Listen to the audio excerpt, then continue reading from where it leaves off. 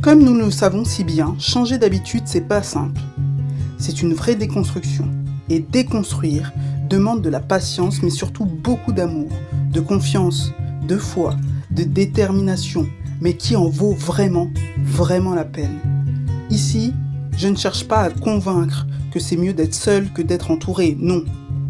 Mais je pense à titre personnel que c'est un équilibre à trouver qui ouvre les portes d'une vraie liberté. Ça élève, ça fait voler haut. Nous parlons énormément de liberté financière. Mais sommes-nous si libres que cela parce que nous avons beaucoup d'argent ? Moi, je crois surtout en notre liberté intérieure, notre liberté de penser, de dire, de faire. Je te parle de ne plus avoir besoin de demander ce que cette personne va penser de toi si tu prends cette décision. Je te parle de ne plus avoir peur de t'exprimer comme tu le souhaites.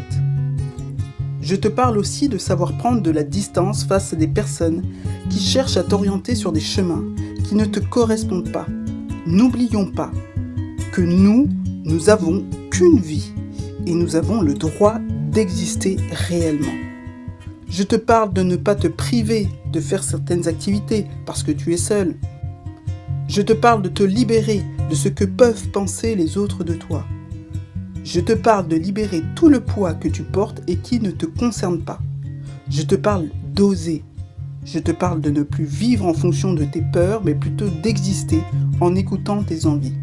Je te parle de ne plus jouer des rôles, mais être qui tu es réellement. Avec moi, la solitude est positive. Et si elle ne l'est pas, n'oublions pas que nous sommes des créateurs, des créatrices, et qu'à chaque instant, nous pouvons changer. Changer notre façon de voir et vivre notre vie. Avec de la régularité, beaucoup de patience, tout ce qui semblait impossible hier peut peut-être devenir possible aujourd'hui. Je t'envoie plein d'énergie positive. Je t'envoie surtout plein de force pour continuer à avancer avec foi sur le chemin de ta destinée.